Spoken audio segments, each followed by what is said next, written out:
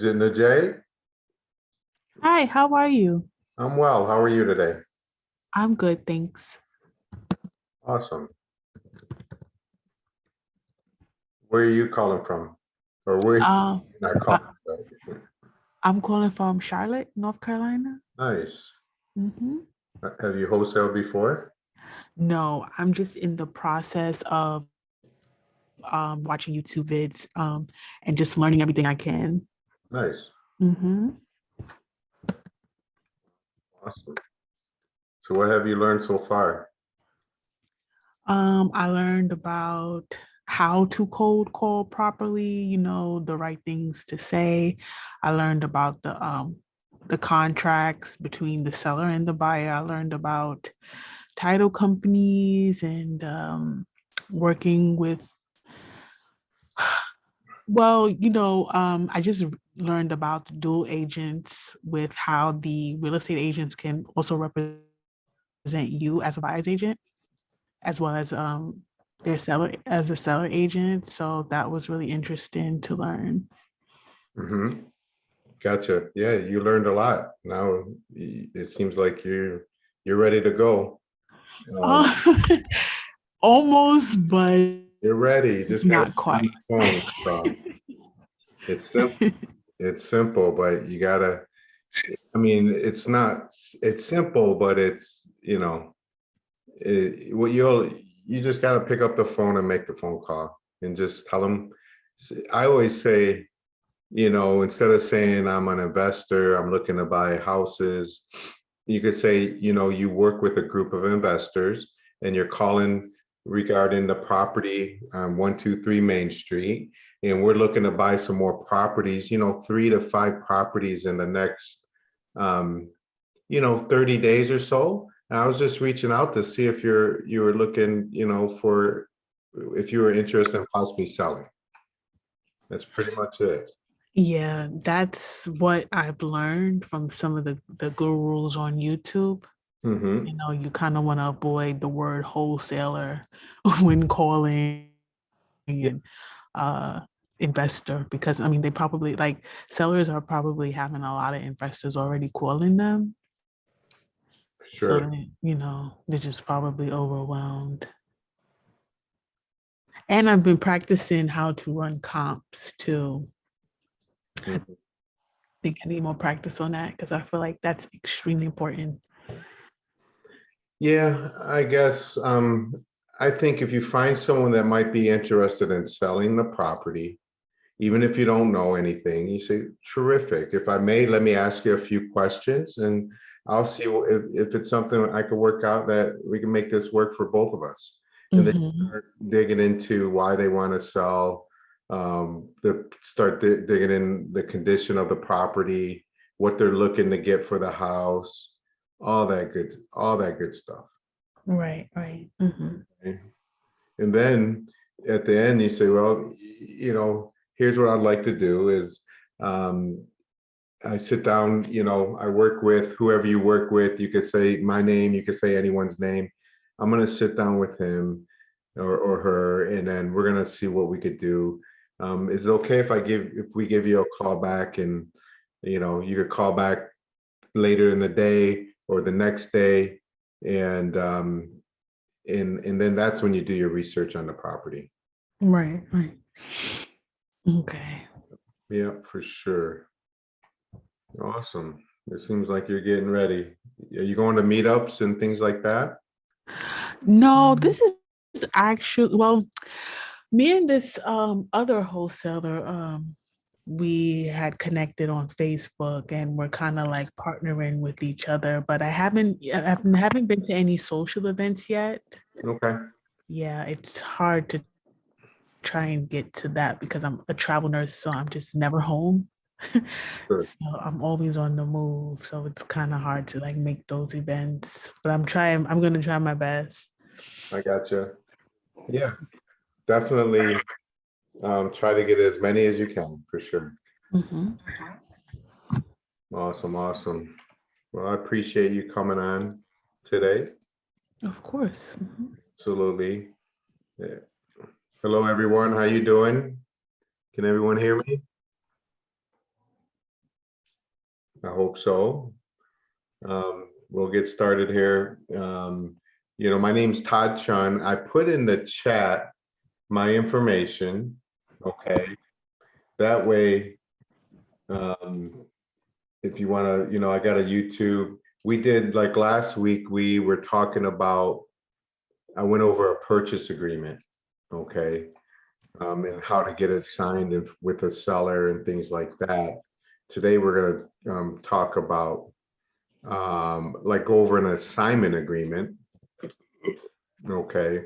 And if you would like a copy of my assignment agreement, my purchase agreement, just put your information in the chat, your name, your cell phone, and email address, and I'll send you some things like that. Okay.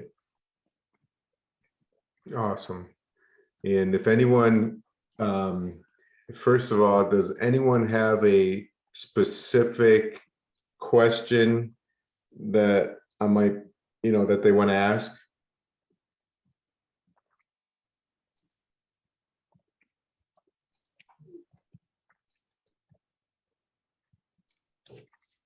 Okay. If you do, just put it, raise your hand, put it in the chat, interrupt me and let me know so I don't want to forget you. Okay. So here, first of all, I'm going to share my screen and I'm going to go over an assignment agreement. And if you can put it in the chat if my question, I guess, all right, hang on, Jake has a question. I don't hear. Invested in PA. I'm a buy and hold investor. Also do some assignments. We have a good buyers list on PA. If you ever need help, all right, gotcha. So there you go. If you need some help comping, etc., you can see, look in the chat, Jake. Thanks, Jake. Appreciate that. The best market strategy for the Metro Detroit area, cold calling or mailing. Personally, I would say cold calling. Cold calling is better than mailing. I knew people that were mailing $30,000 a month, and you have a couple bad months. Mailing is, I do some mailing, but it's only specific mailing, like to maybe pre-foreclosures or foreclosures, things like that. But I'm also cold calling them and knocking on their doors, dropping off a note, sending them mail. I'm doing all that good stuff. So that's awesome. Let's see. All right. Looking for a wholesale partner to JV a deal with. What is it? Javia? I'm sorry if I messed that up. What state are you in? What city is it in?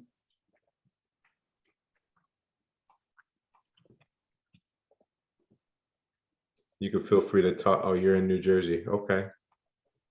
If anyone's virtually or does anything in New Jersey, and I could figure it out for you also. No problem at all. I do a lot of JVing, especially here in Metro Detroit, in Flint, Michigan. That's where I'm from.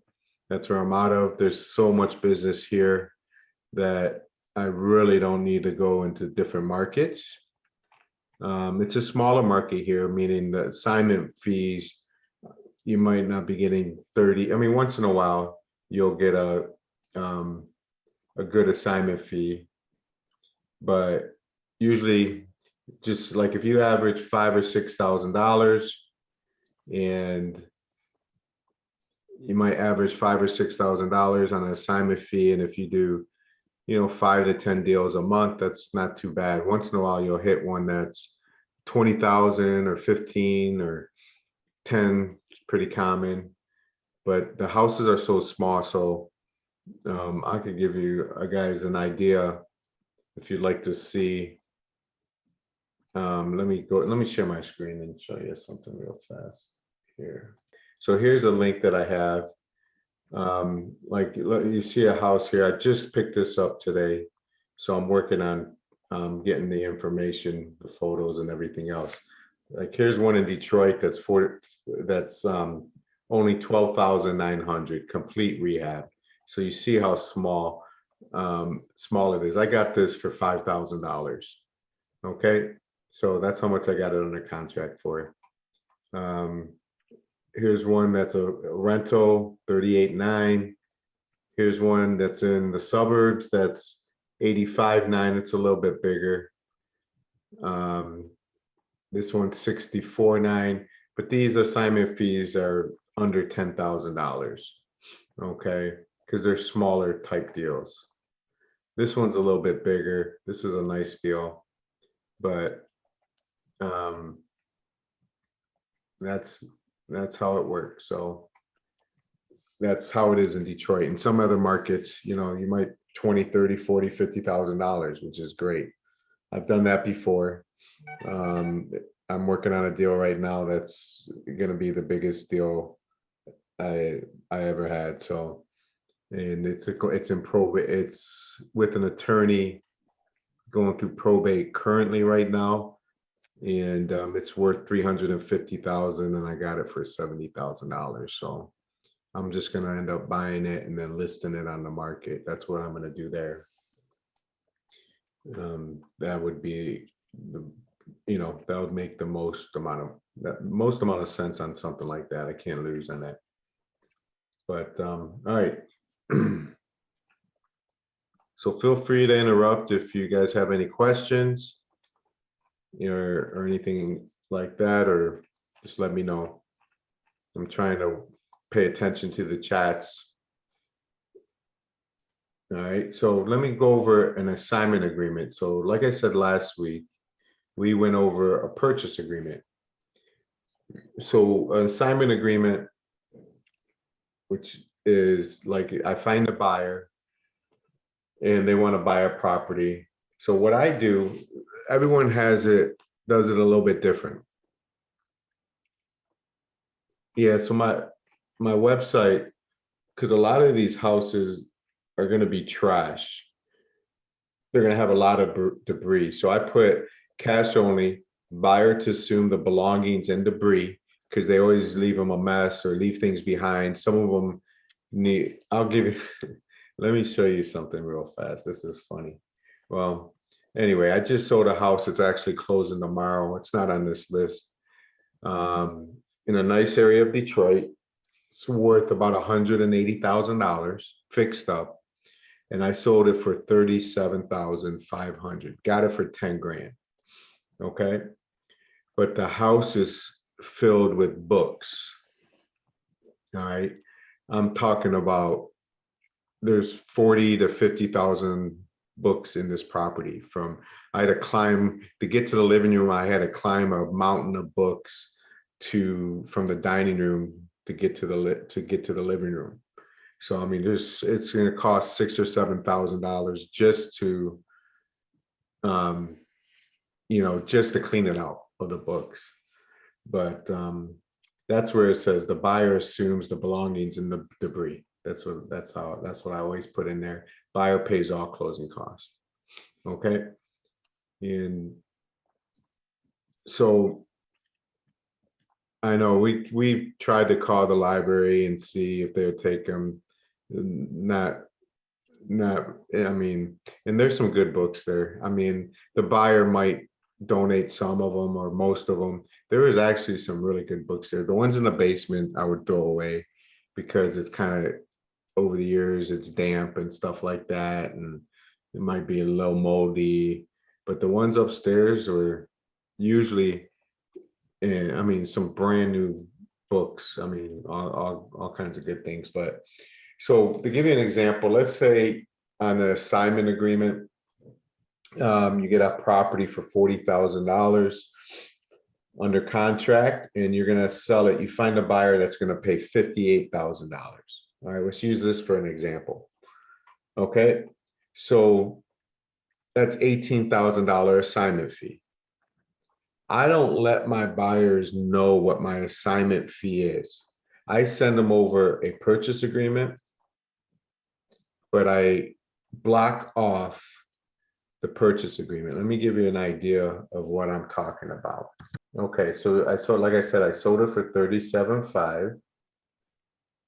All right. And you see how I blacked out, oh, look at, I blacked out the price, but I didn't black out this. Usually I would do that. I guess it doesn't matter. So when I send over the assign, I just noticed that when I send over an assignment agreement for the price of the property, that includes my assignment fee. I usually I black this out and black that out also. I didn't do it on this. I don't want my buyer to know what I got it for. Not now. They'll know at closing. The buyer will. They'll know it at closing, but it's none of their business because then they start, not all of them, not my good buyers, but someone I don't know, then they start trying to negotiate with you even after the fact. Okay, so that way I tell them, look, it shouldn't matter if I bought it for $1. And does 58,000 make sense to you? You know, so that's what I do. So right here in the assignment agreement. So I'll send you a copy of this, and then you could print them out, or you could put them, you could fill in the day. Like I always change the date, and then the buyer, which is me, TC Deals, or excuse me, I'm the assigner. I'm assigning it to Detroit Holdings LLC. Okay, I put in the address and the price. It says purchase price and assignment fee. Assignee shall pay a total of $58,000 for the subject property, which is the sum of the original contract price plus an assignment fee. The assignment fee is the amount equal to the difference between the total amount of this agreement and the assigner's assignment purchase price on original contract. Okay, so that it's both of them together. All right, and then I have them put in a deposit of $1,000. If I know them, it's $1,000. If I don't know them, never done a deal with them, it might be 2,500, 3,000, something like that until I get to know them. Non-refundable to the title company by 5 p.m. Okay. Closing. If assignee does not close on or before a certain date, you put in the date. The assignment of contract is null and void, and the assignee understands that they forfeit all deposits unless prior written agreement is obtained from TC Deals. Okay, I always put this part in here, even though it's on the purchase agreement. I want them to realize, because I've done enough deals where at closing or right before closing, they're saying, why am I paying all the closing costs?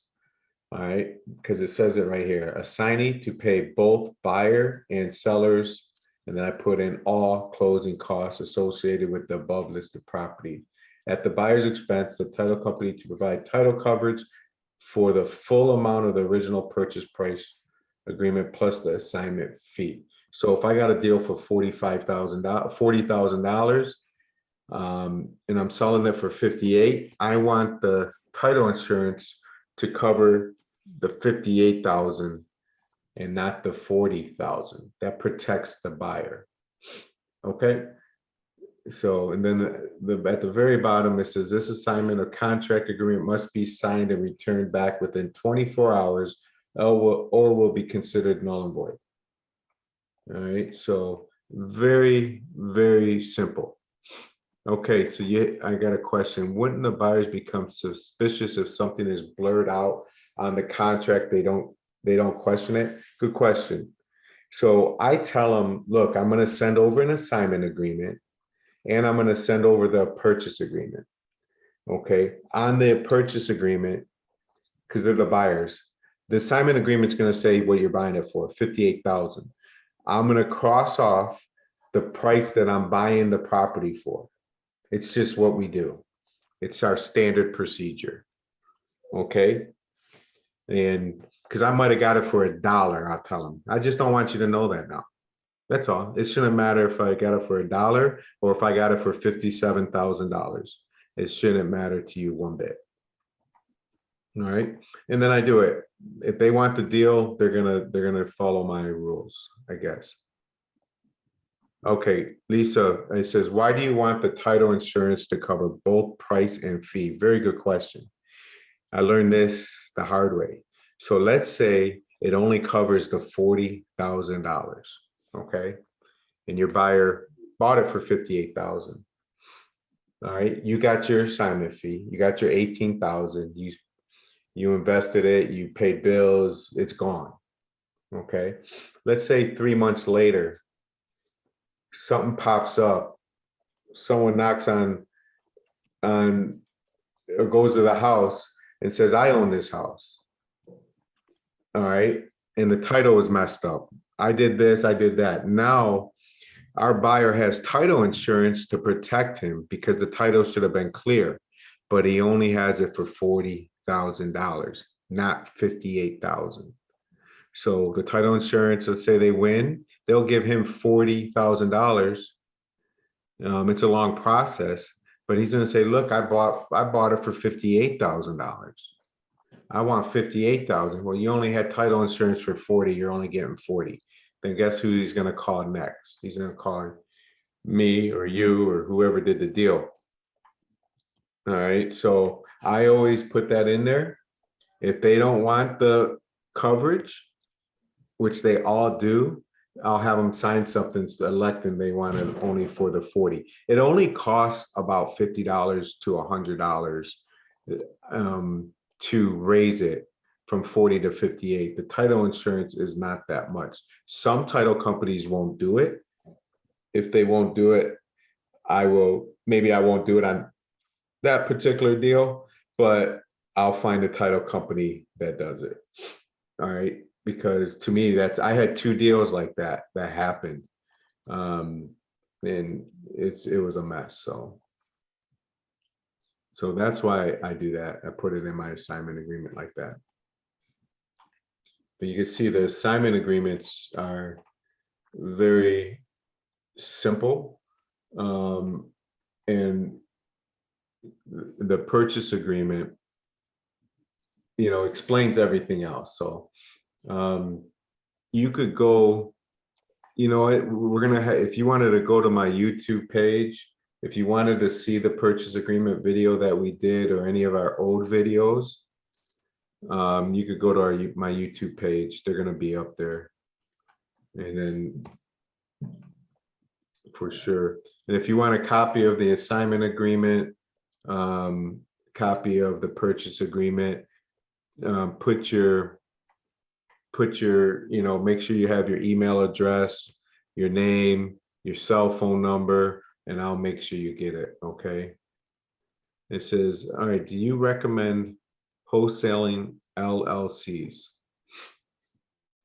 I guess I could take that a couple of ways. Do you mean you have an LLC, like I call it a dummy LLC? Let's say I have an LLC that I never did anything with. Okay, I don't have a bank account. I don't have anything, but I do have it set up as an LLC legally, except for the bank account. I don't have a bank account. So let's say it's called Demo LLC. Okay, Demo LLC. So I have done that before where I bought a property through Demo LLC. And then instead of doing a closing, I pretty much sell the LLC to my buyer. He takes over and I sell him Demo LLC. Is that what you're talking about? Or were you talking about something else?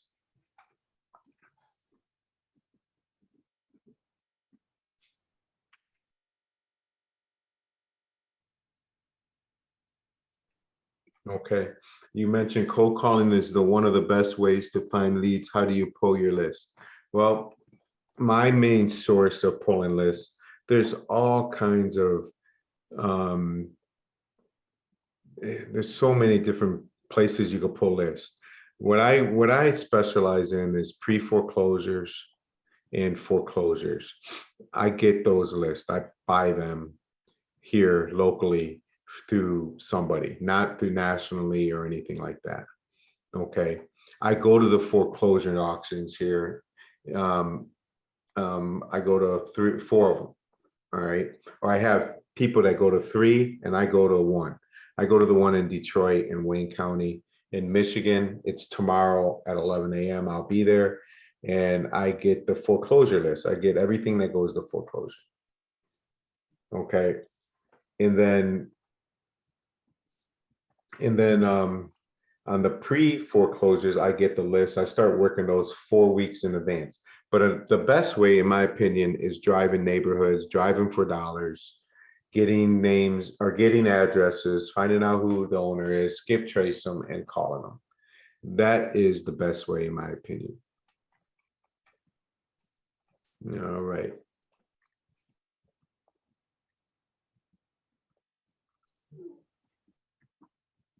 Let's see here.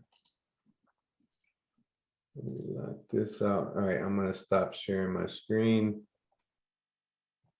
Make sure I do it. It's lagging a little bit today.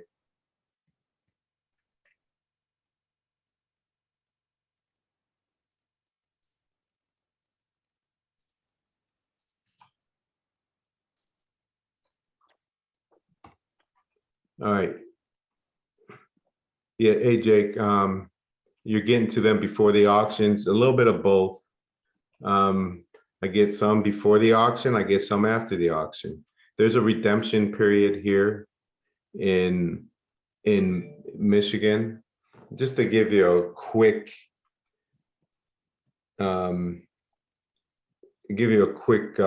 example, I guess. I got a deal in the area of Detroit, real nice area. House is a $350,000 house. Went to auction for $70,000. That's all that was owed. About 5 investors were fighting over it. It ended up going for $95,000. So there was a $25,000 overage that goes to the owner. Okay. And then they could take that 25 plus 70 and save their house, right? They could redeem it within 6 months. I met the owner. The owner cannot afford it, doesn't want to afford it, it needs work. And I said, look, I could help you get this $25,000. A long story short, I helped her get the $25,000. It's all hers. And she deeded me the home. I'm helping her find a place to live.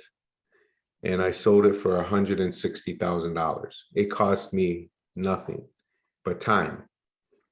Okay, so that one's closing at the end of the month. So that $65,000 right there is where that is. All right, so that's how you go and chase the deeds. I might have made it sound easy, but it's not. But there's a lot of tricks, and I'm working on like 3 more just like that. So, Hey Todd, yes. how's it going? This is Daniel. I had a quick question. So that deal that you were just talking about, was that a sub 2 deal? No, it's not. It was a foreclosure. Oh, okay. She That makes sense. did it to me, and I became the owner. So I have 6 months to redeem that property now. Right. And I could, yeah, you can't catch up the mortgage or make more. Once it hits foreclosure, there's no working with the banks or trying to catch it up. You got to pay it off in full at that time. Right. Okay.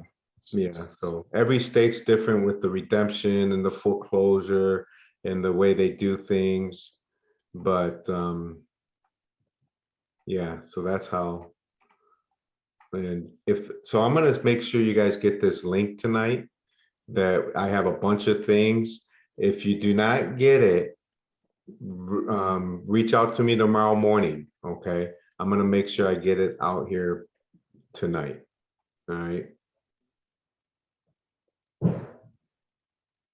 Aren't the foreclosure lists online prior to each auction? No, they're not. The pre-foreclosures, you could grab lists, but you don't know what is actually going to foreclosure unless you're there. Because I could follow an auction like tomorrow, there should be 150 houses going to foreclosure. And when I go there, only 50 or less they call off. Let's say they call off 50 out of the 150. The other ones, they could have, at the last minute, they could have caught up the mortgage. Okay. They could have filed bankruptcy, or the bank could have adjourned it for whatever reason, and they're going to do it next month, or they're going to do it next week, or 4 months from now. So it could be going through the legal situation. So we just don't know those answers. But yeah, I follow them, and I try to get, even the ones that might not go to auction, but they, you know what, they have a problem. We know they have a problem. I'm there to try to help them solve it. I might help them catch up the mortgage. I might help them sell the house. I might buy the house, or I might tell them exactly how they could just they might have money available, and I'll tell them how to redeem it themselves. And I make no money on those, but that's part of the business, right? I help someone, it comes back 10 times. Okay, it comes back tenfold. So, but yeah, I appreciate everyone on tonight.